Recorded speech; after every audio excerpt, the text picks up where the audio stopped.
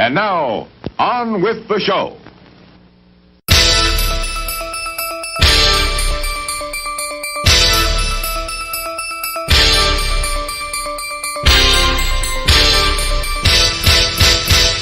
Hey everyone, and welcome to We're Watching Here! That's the only time I'm going to do that, by the way, Perry. I'll do it every episode if you want. We're watching here! We're watching here!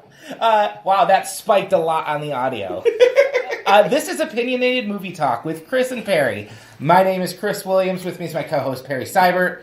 Perry, how you doing? I'm great, Chris. How are you? I'm great. I am so excited about this. Me too. When I started talking to Mark over at Michigan Sports and Entertainment about us doing this, I initially knew I wanted to do what we did on the Far From Hollywood podcast we used to host. Yes. Which we co-hosted for the Detroit Film Critics Society for a whopping 4 months. It was really fun, and then I had a kid, or my kid was born, but she was still a pain. And then I went back to school, and schedules just kind of got mixed up, but here we are, we're doing this again. Back together again. That's right, and for those of you who are listening, you probably have no idea what we're talking about, and that's okay. So, before we get into the show, I do want to do some housekeeping. This is going to be a bi-weekly show, so we'll come out every other week. Right now, you're going to find us on MichiganSportsAndEntertainment.com, but very quickly we will get out to iTunes, we will get to Stitcher, we will get to Spotify and Google Play. We'll get them all out there. But if you're having trouble finding us, just look at MichiganSportsAndEntertainment.com. You can find us on Facebook. We have a Facebook page where you can interact with us at We're Watching Here. Perry, I got to add you as an admin, but you can interact with Perry and I on that. I already like the page. All right, that's great. You're the one. You can follow us on Twitter and Instagram at WatchingCast. Email us at we'rewatchinghere@gmail.com. And just pay attention, in a few weeks, we might have a Patreon going up. So if this starts to be something you want to support, we will provide the avenue to take your money. And I will be very happy to do that. So, yeah, Perry, this is going to be fun. I can't wait, Chris. I will say we don't know exactly what this show is either. But we will figure it out, and you will figure it out with us, and think it's going to be a good time. As we roll into this, though, I do want to know, Perry, can you tell everyone a little bit about your history as a critic? Like, let's just talk about why they should trust us, and why they should listen to what we have to say. And you've been doing this a lot longer than I have. You've been a movie fan probably a lot longer than I have. So if you could just give a little bit about your background. I fell in love with movies young. I think we're going to spend much of this episode talking about this, so I won't give away too much too early. But professionally speaking, I started reviewing things for Ann Arbor Radio in the late 90s. 97, I want to say, is exactly right. And then not long after that, I hired him with a company that was at the time All Media Guide. You might know them from the All Movie Guide or All Music Guide, and wrote for them for a very, very, very, very, very long time. And while I was doing that, stayed on Ann Arbor Radio, which I still do to this day, and am proud to do so. What station is it on Ann Arbor Radio? I am currently on WLBY, the Lucy and Lance Show. You can hear me every Friday morning at about 8:45-ish. All right. Well, tune in. Yeah, I mean, I grew up watching movies with family. It was growing up. It was a part of our life. I just had this thought the other day when I was thinking about seeing movies with my son, that seeing movies with your parents is this really cool thing because it puts you on their level. Like, you are enjoying the same thing they are. Like, my dad wouldn't take us to see all the Disney movies. Well, I mean, he would take us to see Disney movies, but it would be like The Mighty Ducks. Because he wanted to see The Mighty Ducks. And so we would go in and we would see it and we'd laugh. And it was fun. So I grew up loving movies. We were in kind of a religious household, which I know will come up in a ton of episodes. So it was kind of this dangerous thing that I grew to love. Loved to write since I was in 4th grade. I was the film critic for our high school newspaper for 3 years because I did not want to go out and talk to people, especially if they were girls. So while they were all surfing the internet, I was writing about Broken Arrow from the back computer. And then that just kind of spilled into a love of journalism in college. I interviewed a kid who was selling his film to Troma. And from there, I just kind of knew that writing in movies would be my thing. And I've been very fortunate to be able to do that in some capacity for the past 15 years for a variety of sites. And it's been great, and you can read me currently on Michigan Sports and Entertainment. On Thursdays, I write about streaming picks, so whatever you're seeing on Netflix, Amazon, Hulu, whatever's out there streaming. And then on Friday, we do retro reviews, where I write about old movies. And this year, we're doing a couple series. One is the movies of 1999, which I know we're going to get into in a few episodes here. And then I am also going through, every month, one of the Batman movies from 1966 to Justice League. So yeah, that'll be a joy and a pain, and I can't wait for it. So yeah, that's it. That's why you should trust us. And Perry and I met each other through the Detroit Film Critics Society. We had been voting in that for years. Perry, you're still a part of that, and I'm a proud member. Hoping they'll take me back next year now that I have a site. So yeah, that's who we are, and we're gonna get into our main section of the show soon, but I like to kick off with what are we watching? Kind of keep it current. We're going to talk so much about old movies that I feel like it's fun to talk about what we might have watched in the past few weeks. So, Perry, have you seen anything cool? I finally got out to Spider-Verse. Oh, did you? Which I had not. I had just missed. I wasn't purposefully avoiding it by any means, but it had gotten away from me for a couple of weeks, and finally went and was incredibly pleasantly surprised. If for no other reason than the very simple, elegant reason that it's fun to look at. Yeah. Like, I don't even care that it's a Spider-Man story. In fact, that's a bit of a drawback for me. I'm tired of the Marvel stuff. But it's such fun to look at. The animation style is this wonderful, cartoony without being jokey, in the visual sense, jokey, outside of Spider-Ham. Yeah. It's that... it's just a pleasure to look at it. I haven't seen an animated film in America look like this. It's crazy. And it's great for that reason alone. On top of that, yeah, lots of really smart jokes early on. I love the very opening shot. I'm trying to remember what that... Approved by the Comics Yes. Very smart. Yes. That was very funny. I laughed out loud often, which I don't often do anymore at Marvel movies. Not that this is technically a Marvel movie by any means. It's Sony holding on to what they have left of the rights to Spider-Man. Well, they even go back to the Tobey Maguire one in it, which I loved that they did that. Very smart. Very smart. And they left out the Andrew Garfield ones, which made me happy. Very smart. Very smart, yes. And just a total surprise. I was surprised how much I enjoyed it. It's a good time. Oh, I'm glad you liked that. That was my pick for my favorite film of last year. Because honestly, it was visually, I had not seen anything like that, like you said. And I saw it twice. And the second time, I pretty much, I just tuned out about the plot, and I watched the little comic book effects, the onomatopoeia that would just like appear on the screen. I love the dots that make it look like it was a comic book printed out. Yep. Oh gosh, it looks so great.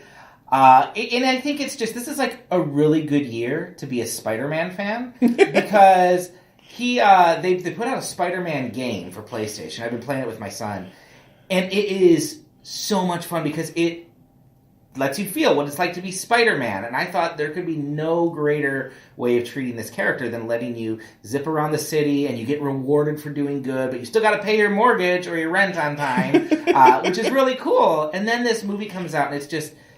it might be my favorite superhero movie ever made. I love this movie, and so much so that when they released the trailer for the next Spider-Man movie this week, which is Spider-Man Far From Home, I'm a Marvel fan, and I don't know that I can go back.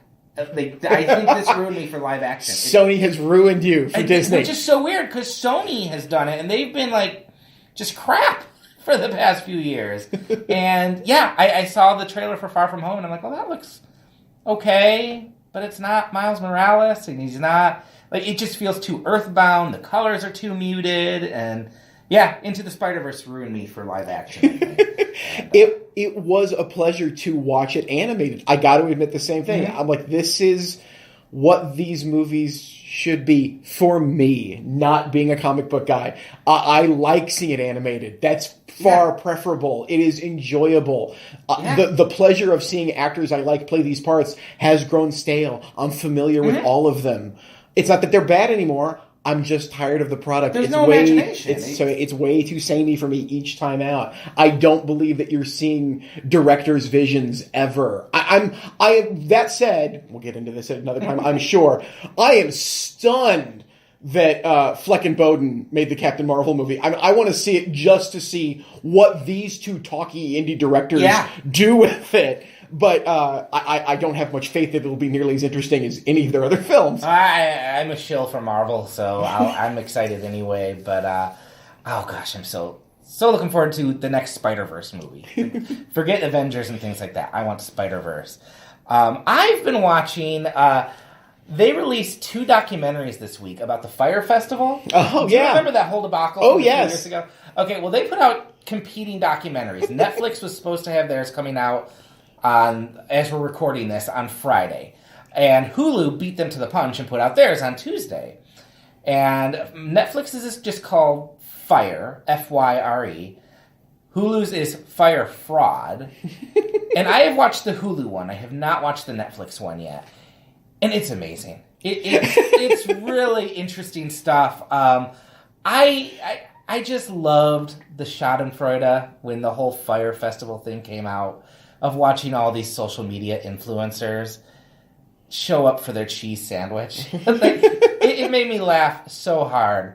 But the documentary is really fascinating because it kind of puts it into a bigger context. Like, not just what happened, but our social media culture, how that was kind of the festival's making, but also its undoing, because they invited all these influencers in, and then those same influencers bit them in the ass when it went bad.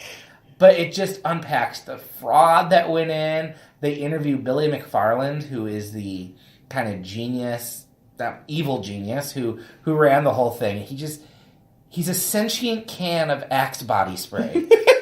and you don't believe a word out of his mouth, but it's always gripping. I'm really looking forward to watching the Netflix one. Have you watched either of these yet? I haven't. Okay. I haven't. We should do a whole episode devoted to documentaries. We should. I have a tortured relationship with them. So. Oh, we will definitely have to do that. I am in grad school taking a class on documentaries this semester, taught by Tom Powers, who's the head of documentaries for Toronto Film Festival. So maybe we can even rope him in for the discussion. Sweet. So I don't want to commit him to that, but it's on air, so he has to do it. So We've got you. So what we're going to do on this show is we'll start off with that, and then we'll get into our main topic. And it might be a movie. We might talk about one movie in particular. We might talk about a genre. We might talk about a certain topic. I don't know. But this week, because it's our first episode, I thought it'd be fun and interesting to talk about our cinematic DNA. This is where Chris and I each slash our hands and blood brother handshake each other into the beginning, the pact that will make this podcast start. Exactly. When we're done, there will be a movie... No. No, don't go there. Don't go there. It's okay. No, they get the idea, Chris. It's okay. Yeah. But it's the idea. Like, if I was to commit a murder, and the only thing you knew was that the killer liked 3 certain movies, you would know it's me.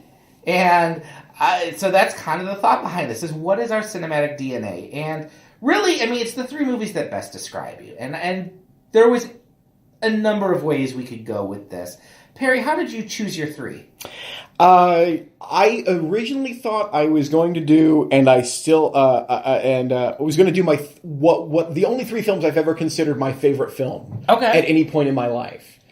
And then I realized when I got around to it that one of those doesn't quite get the DNA right. Okay. And so I swapped it out for one of my formative movie-going experiences, okay. Which a film I still deeply adore. I picked 3 films that I truly, dearly love and very much shaped.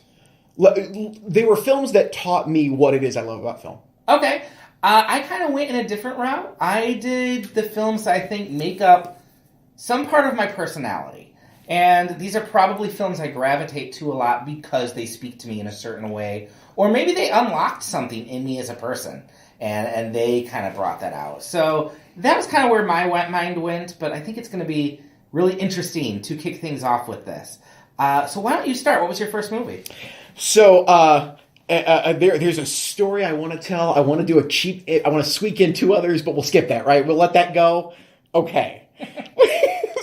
We're going to start with the first film that I ever thought of as like, I saw it for the first time.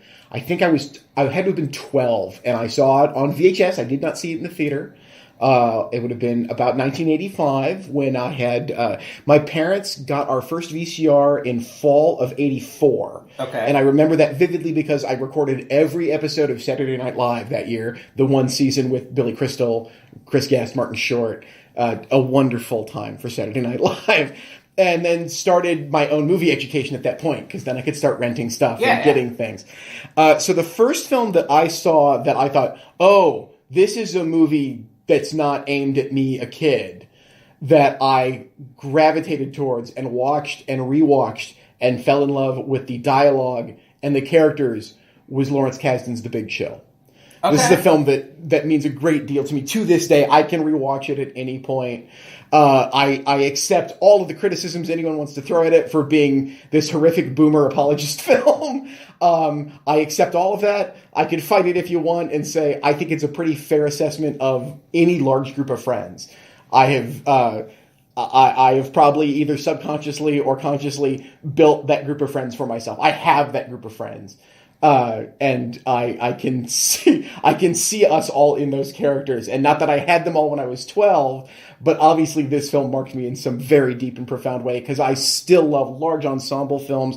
I love films that are talky, and I love more than anything else, as much as I can talk about directors and their style and their themes, I love to watch actors act, Chris. Mm-hmm. That's the first thing that brings me to almost any movie.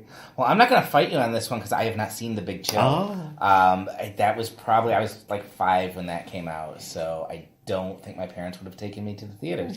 But it is funny because I wonder if that kind of big ensemble movie has kind of moved to television now. You know, like people of the 80s might have had The Big Chill. I had Friends and How I Met Your Mother. Yeah. But it's been on my list for a long time. Movies I need to see. And well, I will have to lend you my copy. Well, I will have to watch the other ones you lend me first. But no, that's a good start.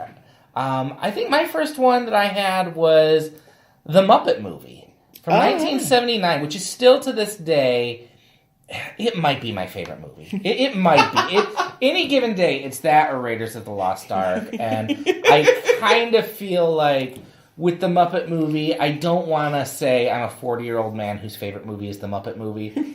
But you are. But I am. That's good. This is a great movie. This is the DNA, people. Jim Henson was... I mean, I'm not rare. He was so influential in my life. I mean, he taught me to read. Yeah, any kid my age, they're going to say the same thing. But I think more important than that, he taught me that, diversity is a good thing. You know, it's good to like people who are different from you. That it actually makes your life better when those people are there. I think the Muppets in particular, they formed my sense of humor. I would not like The Simpsons if I didn't get started with the gateway of the Muppets. And that kind of fourth wall breaking, that anarchic humor, which is all on display in this movie, but it's also a little bit of sentiment in there. They're not cynical. And I think that's what I've always loved most, is it's this kind of crazy comedy that is okay to be sincere, too. Like, you can have the Electric Mayhem in a church singing a stupid song, and then you can cut to Gonzo singing a beautiful song in the desert about, wanting to return to the sky. And they both work. But I think as I've watched this more, because I watch this probably once a year with my kids, who also love it, I think what this movie really did was just instilled a belief early on that entertainment is a good thing.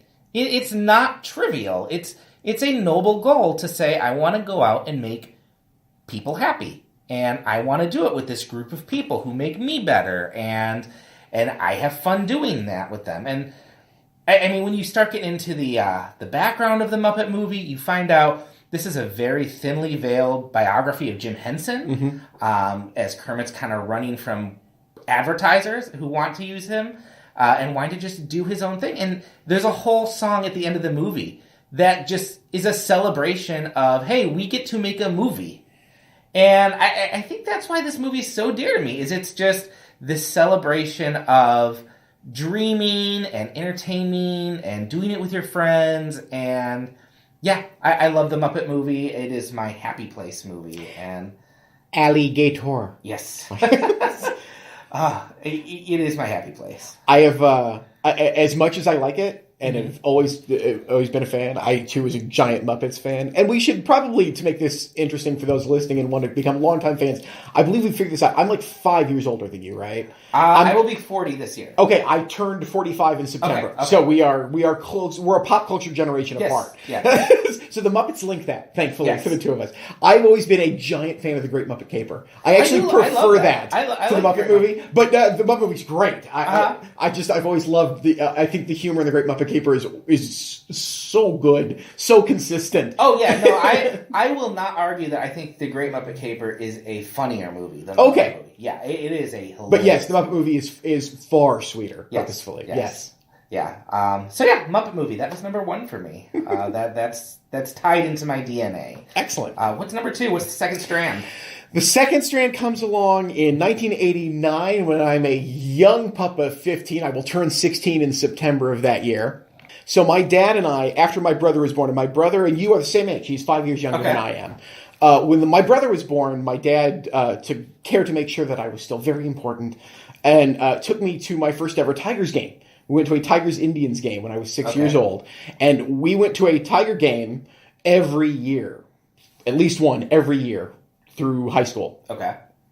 That, as I got older, turned into whole weekends where we'd go maybe on a Friday and a Saturday night, or a Saturday night and a Sunday afternoon, and get a hotel downtown and do this big thing up. But then, as I got older and my interests went beyond baseball, movies became a big deal. We'd see 2 or 3 movies over the course of this weekend, too. And it was one of those weekends. It was a summer in 1989, a movie I had read tons about because it was such a big deal at the Cannes Film Festival that year. Was Steven Soderbergh's Sex, Lies, and Videotape. Okay. And that was a thunderous movie-going experience for me. I would have been 15. I would have turned 16 probably in about a month. And like The Big Chill, this was the first time I saw a film about adults dealing with things I was nowhere close to dealing with yet. Yeah, because you would have been, 15, 16? 15. Yeah, Okay. not yet 16. And but I felt like I understood it. It communicated to me these emotions and this pain and this tortured dealing with yourself that I would come to see as, that's the hard part of being an adult. Mm-hmm. Oh, okay, that's really interesting. And it's led to a lifelong love affair with Steven Soderbergh for me. I adore the man's work throughout. Not that they're all perfect by any means, but he's a director I've always returned to over and over.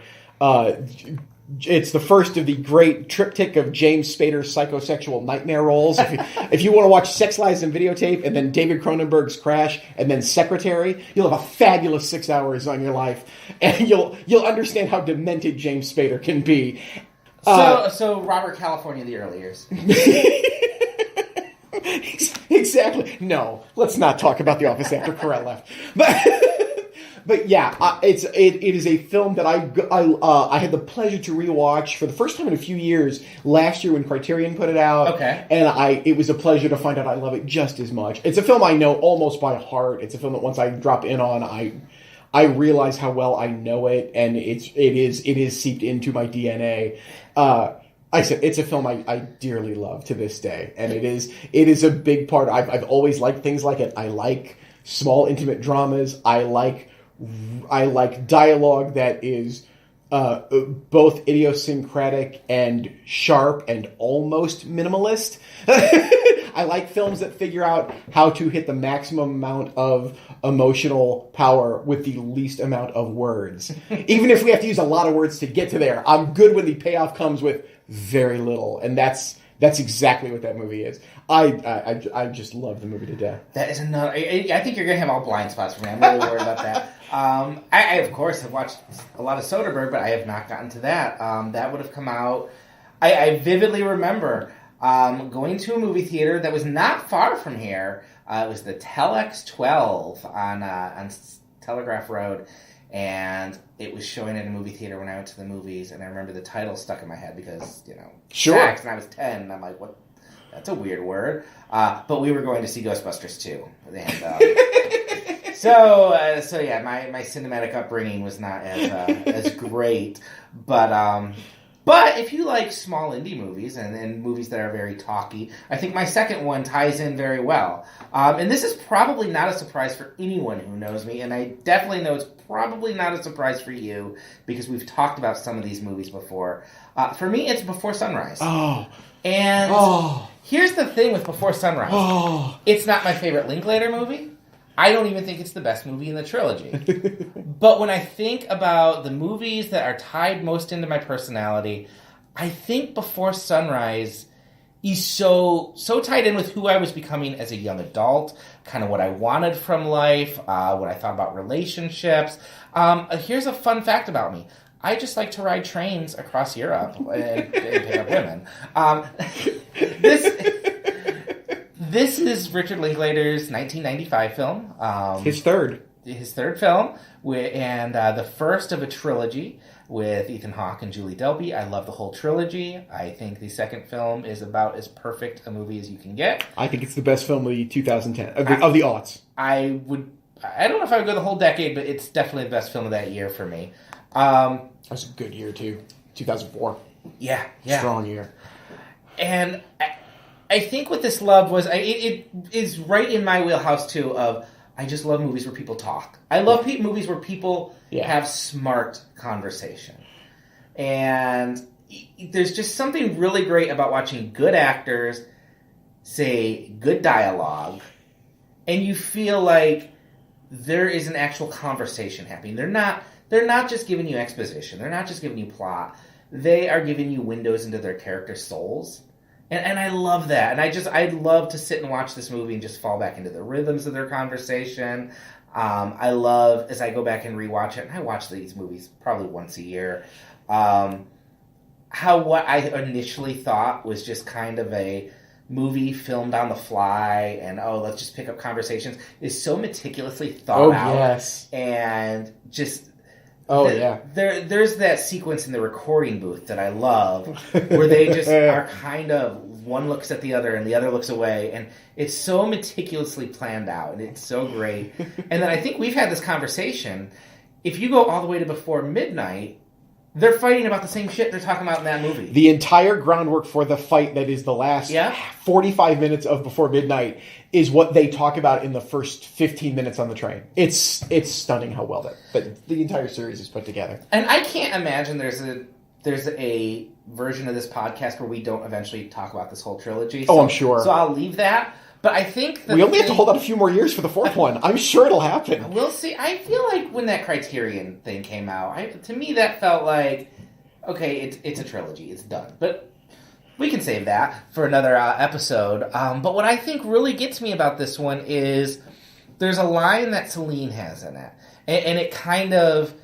It has influenced how I approached relationships and dealing with other people. And she says, if there's any kind of magic in this world, it must be in the attempt of understanding someone, sharing something. It's almost impossible to succeed, but who cares really? The answer must be in the attempt, which I feel is kind of the thesis for Richard Linklater's whole career, is just these conversations between people. But I feel like that's kind of the joy of life, is having conversations that stretch out for hours, and all you've done is sat at a coffee shop, but something magical's happened. There's some reason why my wife and I sat at a Starbucks for 3 hours one night, and then 10 months later we're engaged. Like, there's something that happens in those. That quote I used in full at the very beginning of my Before Sunset review. Okay. At AMG. I agree entirely. Yeah, it's a fantastic... I have never heard a better statement of intent from an artist. Yeah. In their work. And I think you can see that in almost all of his films. All his personal films, at least. Like, I don't think it's in Bad News Bears. But, maybe it is. I don't really want to go back and see. But maybe it is. But I think that's why I like Linklater so much, too, is he just loves to let his characters talk, and he has such empathy for it. Like, there's almost a conversation between him and his characters going on. And yeah, I love him. He's possibly my favorite working filmmaker. I don't know. That's a whole other day. But what is your third strand of DNA? It's a perfect lead-in for me, Chris, because my third is my favorite working director. Oh, okay. And has been my favorite working director for a very long time. This is the film that is my answer to what is your favorite film? What's the best film ever made? What's your favorite film? It's Martin Scorsese's Taxi Driver. Okay, yeah. Which is not a blind spot for me. Which is simply the greatest piece of underplayed character development you'll ever see in your life. This is a film that doesn't tell you anything about the main character. Mm-hmm. Nothing. You know he's been in the military. You know he probably has parents. That's about it. Yeah. Everything else is all whatever you glean from behavior and from his interactions. And it's why the film is an utter mystery each and every time. It's why I can sit down and be sucked in by it's a perfect film.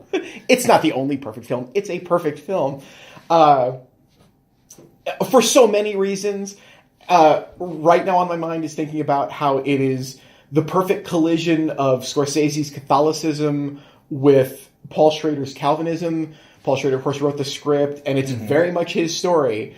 But, Schrader... He's still telling that story. He's been telling that story. His best films are that story over and over again. They tell one of those stories again in 1999 with Bringing Out the Dead. But it's such a great...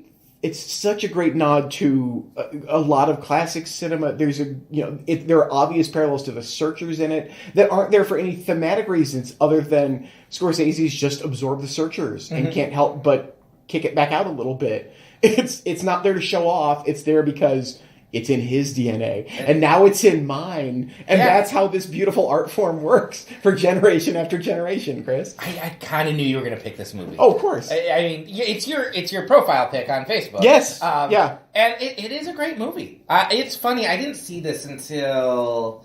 I mean, it's been 10, 15 years since I first saw it. But I always had this idea that it was like a horror movie or just a really exploitative movie growing up. Like, that was kind of the vibe I got around Sure, it. because that was the movies that were being made at the time, and it certainly is pitched as that. That's what they want. That is the type of film it is letting you think it might be. You see it, and it's such it's sad. It's such a lonely movie, and I know... Like, it's a little dangerous to say I know Travis Bickles, but I do. Like, the guy who just is that square peg trying to fit into the round hole, who cannot figure out how to connect, who is just inwardly seething with rage. And there's that shot, I know Ebert's written about this before, where he's getting rejected on the payphone. Yeah. And even Scorsese can't look at it. Just shift that camera to the right. Let's look down the hallway. This hurts too much. Yeah. Yeah, that is a great pick. That's a great movie. And I think growing up, I always had heard of that, too, as this is what a great movie is Taxi Driver. That's always what it was pitched. Yeah. And I can't argue with that. It is a great movie. And I will say, it's one of the few films, I'm trying to think about my favorite films ever. And it's like if I ever got to vote in the Sight and Sound poll, my 10 films of all time. Call us. That's one of the few films that I saw before I was able to understand how great it was. I mean, I saw it as an older teenager, after I got the VHS, after I could rent things. And I must have seen it 3 or 4 times, but it wasn't until I went and studied film in college. It wasn't until I was at U of M absorbed in the history of film for it to land and go, oh my God, this is why this is truly amazing. And it's been my favorite film ever since about my junior year of college. It's like, I understand why this works so well and why I keep going back to it over and over, and that it's not about... It's the film that broke me away from having to say that... It's the film that defies the definition of entertainment. as we are fed it as young kids and what movies should be. Yeah. Not that it's not entertaining, but it is not. No, if you go in looking to cheer on a guy who's blowing away drug dealers, that's not the movie. Right. It is not Death Wish. Yeah. It is, but it is not. And that's, it taught me that. It's soul. Yeah, absolutely. I mean, really, it's the thing. Absolutely. It's a religious drama, as all Scorsese films are. Well, that is an awesome segue, the word of religion, because that does lead into my third, which I guarantee I think this is my first time talking about in any medium. Ooh, I'm so excited. I don't know what this is. We have not discussed this ahead of time. No, and it's a documentary, actually. It is a documentary called Into Great Silence. And I don't know if you've ever even heard of this movie. This is a documentary by Philip Groening, released in 2005, I believe. And what he did is, in 1984, he contacted the Carthusian monks in France, in the French Alps, and said, these are monks who take a vow of silence, and they're in this beautiful monastery in the French Alps.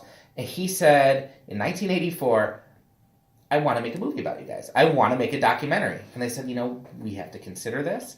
Let us pray about it. Let us think about it. 16 years later, they get back in touch with him and said, okay, we're ready. And he went out there and he lived with these monks. And this documentary is a 3-hour, almost completely wordless documentary. And it's just observing life in this monastery.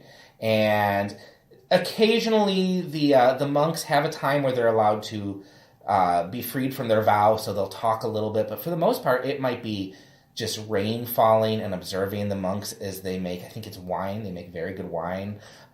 It observes them as they go about their day-to-day business or just sitting there. And I watched this, and the only way you can watch this movie is straight through. Like, you cannot take a bathroom break. You cannot turn off, because you will miss the experience.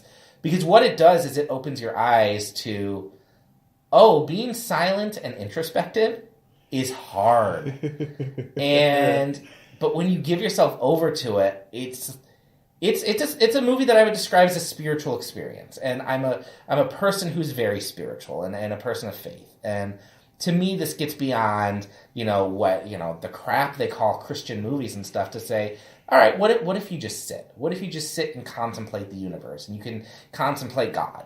And to me, that's an experience. That's sitting there going, why is it so hard for me to be silent? Why can't I tune out other voices? Why can't I just focus on a tree one day?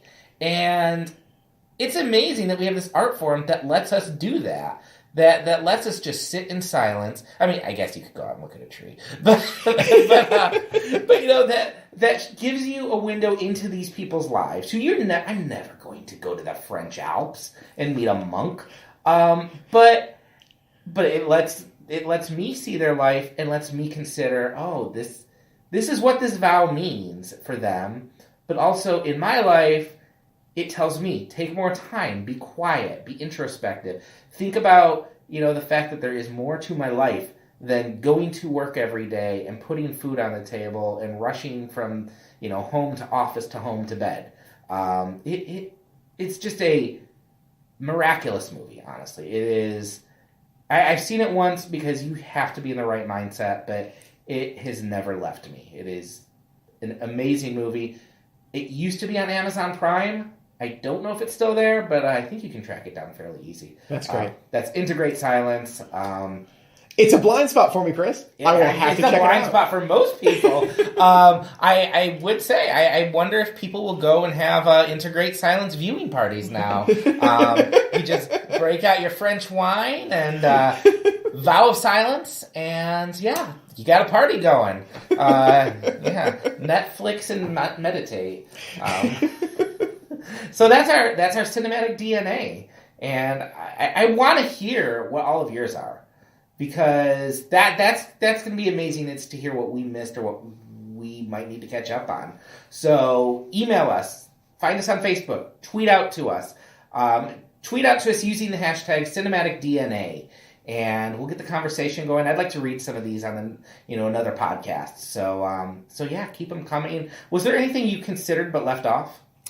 There were two very formative movie-going experiences when I was much younger.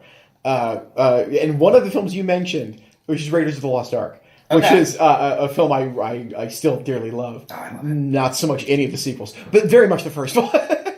And actually, The World According to Garp was a huge seminal experience for me. That's what I thought you were going to have. I had a profound experience at that movie in the theater. I was 7. I was a huge Robin Williams fan. There's a hint of what might be an upcoming topic. And my parents who let me see everything when I was growing up, but I watched it with them. It was we talked about stuff. Yeah. I saw it. There was stuff I'm sure I didn't understand, but there's a shot in that film where their youngest son is killed in a car accident, and George Roy Hill, who shot it, chooses to let you hear the sound of the accident, where the picture then the shot goes into a freeze frame, and they push in on the face of the child who dies, and they cut to black. And when that happened in the theater, I remember thinking at the time, oh, he's dead. No one had told me that. No one had said that on the screen. We hadn't seen his dead body on the screen. And then in the next scene, you find out, yes, that's exactly what's happened. And later, not at that moment, I realized, oh, the movie did that.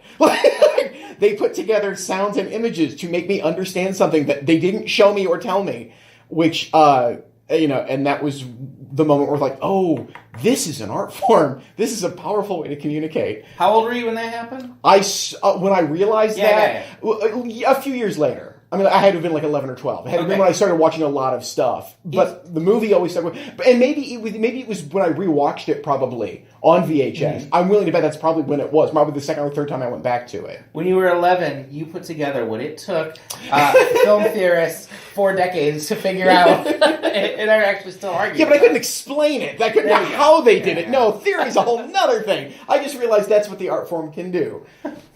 I'm trying to think if there's anything I left. I know there were a bunch I left out because, hint, they might come up on the next episode. But because we're talking about some very formative movies for me in the next one.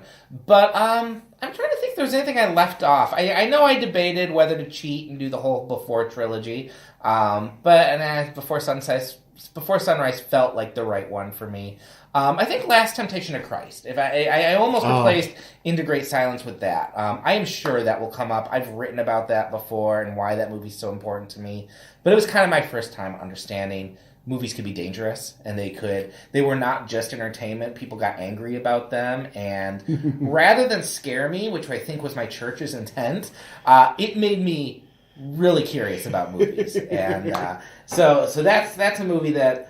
It's not my favorite movie of all time. I don't even know if it would make it top 10 or 20, but it is easily the most important movie in my life because it probably kickstarted the whole love of movies and just thinking about them as more than an art or than an entertainment. That's great.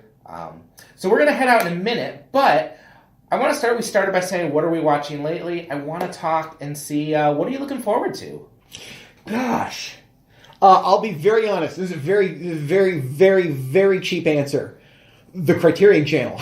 I was all in on Filmstruck from day one. Mm-hmm. I loved that service beyond belief. I'm going to go ahead and just use the word heartbroken when they announced that Warner was taking it away from us. Yeah. And was thrilled when a few days later Criterion announced exactly what had happened, which is that they're going to allow them to have access to the library all the same. It's just that Criterion themselves are taking over the actual act of streaming it to you and not having Warner's do it. It's supposed to come back in the spring. I have already signed up to be a charter member. I highly recommend you do so. You get a pretty deep discount, 10%. Nothing to sneeze at for a year-long subscription. How much does a 10% discount bring it to? It will bring it to, it's $90. $90? For a year. Oh, wow. Yeah. That's quite reasonable for the best film library on the planet. That's as good as it can get, folks. Yes, but does it have Stranger Things? No, and that's why it's the finest film library on the planet. Yes. No, I'm very much looking forward to it. Criterion recently announced their April picks. Yes, they did. Out, which one? And, A Face in the Crowd. Oh, so good. I love that movie. I so good. Snatched that up. I have that on there was like 100-disc movie collection that Warner Brothers put out a few years ago. And I snatched that thing up last Christmas. It was on sale for like $60. Take it. And And that's one of the movies in there. And if you can find that on Amazon, by the way, find that is not just movies that were originally released through Warner Brothers. Citizen Kane was not a Warner Brothers movie, but it's in that disc. Yeah. Citizen Kane, Casablanca, singing. I mean, that's $60 right there. That's worth it. And I mean, you're also talking. I mean, you got Nolan's Batman movies. What more do you need? Oh, I'm sorry, Lord of the Rings. They're all. I might have gone without the Lord of the Rings. Here's one of my favorite trivia questions. Do you know, adjusted for inflation, what the biggest hit in the history of Warner Brothers is? Adjusted for inflation. No one ever guesses this. Yeah, because I want to say. I bet it's in that collection. Well, Gone with the Wind is in that collection. Is the problem? Yeah, that was MGM. Yeah. It was not Warner Brothers. Casablanca? Nope. Singing that? No, that was MGM. Nope. You got to go. We'll play this game closer to now. Oh God! If it's The Dark Knight, I'm gonna be upset. Before that. Closer to now. Closer than Casablanca, but earlier than The Dark Knight. Oh gosh, I'm really bad with knowing what studios released the films. I know. This is why this is an unfair game. So I'm gonna say the 1989 Batman. It's The Exorcist. Really? Yes. Okay. Well, that's a good one. I'd be okay with that. I like The Exorcist. For me, oh gosh, mine is not as highbrow as the Criterion Channel. I should also let you know, you're probably hearing this first weekend of February. We are recording this a few weeks before. So you might be wondering, Chris wants to run out and see a movie that I already saw 2 weeks ago. Well, shut up. We also don't know the Oscar nominations when we're recording this, which I can't wait for. That's what I should have answered. That's what I can't wait for, is Tuesday. For the Oscar nominations. Maybe we'll have to do a Skype on that one. I'm looking forward to Glass. I gotta say, I know the reviews have been really bad, and Shyamalan is so spotty, but I have been waiting. That's kind. I've been waiting 19 years for Glass. I loved Unbreakable. I think it might be the last time I've liked Bruce Willis in a movie. I loved Samuel L. Jackson's first superhero movie before The Last 11. I liked Split a lot. I thought Split was a lot of fun and really surprising for what it was. I know it's going to break my heart. I know it's going to let me down, but I'm not missing this one. I'm really looking forward to Glass. You've got me on a search for Bruce Willis films after that. Yeah, to see if I I know, can come up with anything. Oh, it's bad. There's probably one I'm missing, but that is like, that's... When was that? 2000. 2000? 2000. Was his 2000s that bad? It might have been. Oh, gosh. He's not been... No, I know. I'm scrolling through the IMDb here. It's interesting. Let's see if we can come up with anything. Well, Bandits wasn't horrible. Nothing to write home about. The Ocean's 12 cameo is pretty funny. I'll give him that one. And he's fine and utterly forgettable in Fast Food Nation. Yeah, I got nothing else. So tune in next week when we talk about Bruce Willis's post-Die Hard career. And Looper? Are we going to give him Looper? Oh, shoot. Yeah, you are right. I will give him Looper. I won't, but that's fine. If you want to, I'm good with it. That's fine. I will give him Looper. He's not the best thing in Looper. He's not the best thing in Looper, but I like Looper a lot. So that's it for this first episode. We ended it on the sad note. G.I. Joe Retaliation. Oh, my gosh. Oh. The Cold Light of Day. Oh, wait, Red. I kind of liked Red, from what I remember. But that's about as good as it gets with Just Bruce for Willis. Helen Mirren. That really gets to where I've been with Bruce Willis in the last 20 years. I think I liked that. I don't remember. Like, that's about as positive as he gets. I think it can be summed up by the 2008 film he did with Robert De Niro titled What Just Happened. Boom. And with that, we will end the podcast. Perry, where can people listen to your thoughts on movies? You can find me every Friday morning at the Lucy Ann Lance Show on WLBY at about 8:40 in the morning. You can find me on Twitter at Perry Loves Film and Facebook. I very much like the Facebook, Chris. I know it probably makes me a Russian agent, but I can't help it. Well, I'm a comrade. I love Facebook too. So you can find me on Facebook. You can find me on Twitter at Mere Christianity. And you can find me writing on Thursdays and Fridays at Michigan Sports and Entertainment. And then we already told you where you can find us online, but we are on Facebook, Instagram, and Twitter with Watching Cast on Twitter and Instagram, and we're watching here on Facebook. So we will be back in 2 weeks, and in 2 weeks we will be talking about the year 1999. We are going to party like it's 1999.